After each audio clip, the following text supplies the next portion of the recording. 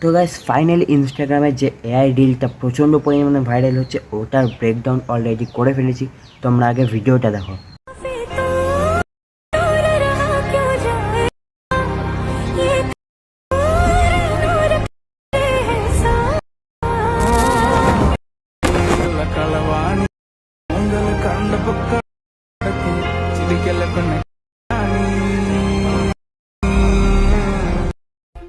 তো সবার প্রথমে আমরা এখানে ভিডিওর ক্লিপটা এবং তোমরা যে গানের ওপরে ভিডিওটা বানাতে চাইছো ওই গানটা এখানে অ্যাড করে নেবে।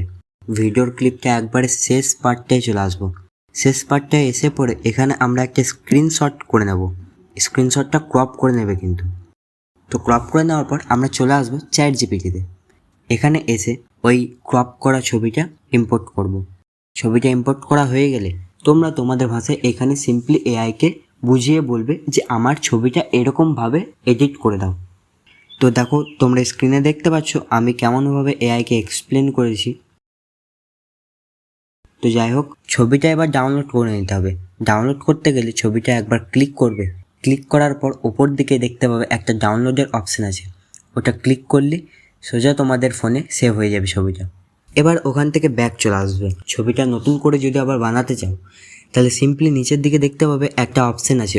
ওটা ক্লিক করে দিলে রিট্রাই বলে একটা অপশান তোমাদের সামনে চলে আসবে। ওই রিট্রাই বলে অপশানটা ক্লিক করে দিলেই নতুন করে আবার ছবিটা তৈরি হতে শুরু হবে। এবার নেক্সট আমরা জিমিনি ওপেন করে নেব। অ্যাপটা ওপেন হলে আমরা ভিডিওর অপশানটা সিলেক্ট করে নেব। এখান থেকে যেই ছবিটা এখনই সেভ করলাম ওই ছবিটা এখানে ইম্পোর্ট করব।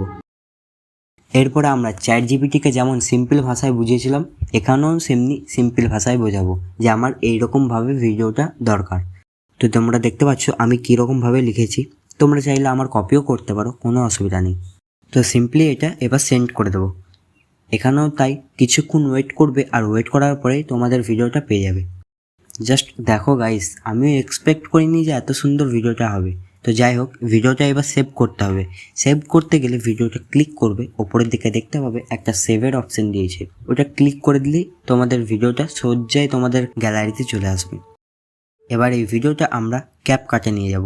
ক্যাপকাটে ইম্পোর্ট করা হয়ে গেলে এখানে একটা ইফেক্ট লাগবে। তো দেখো আমি এখানে এই ইফেক্টটা দিচ্ছি। তোমরা চাইলে এই ইফেক্টটাও দিতে পারো কিংবা তোমাদের মনের মতন অন্য ইফেক্টও দিতে পারো। এরপর ব্যাক চলে আসবে। ব্যাক চলে আসার পর ভিডিওটা চাইলে তুমি স্মুথ স্লো মোশনও করতে পারো।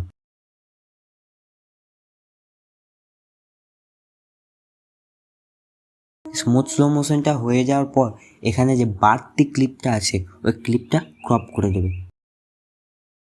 ক্রপ করে ডিলিট করে দেওয়ার পর স্মুথ স্লো মোশনে এক্সপোর্ট করে নেবে ভিডিওটা। তো ব্যাস ভিডিও এখানে তোমাদের কমপ্লিট হয়ে গেছে। তো আজকের ভিডিওটা এইটুকুই। আশা করি তোমরা পুরোটাই শিখে গেছো। ভিডিওটা ভালো লাগলে অবশ্যই লাইক করে দেবে। দেখা হচ্ছে আবার নেক্সট কোনো ভিডিওতে। আজকের জন্য টাটা।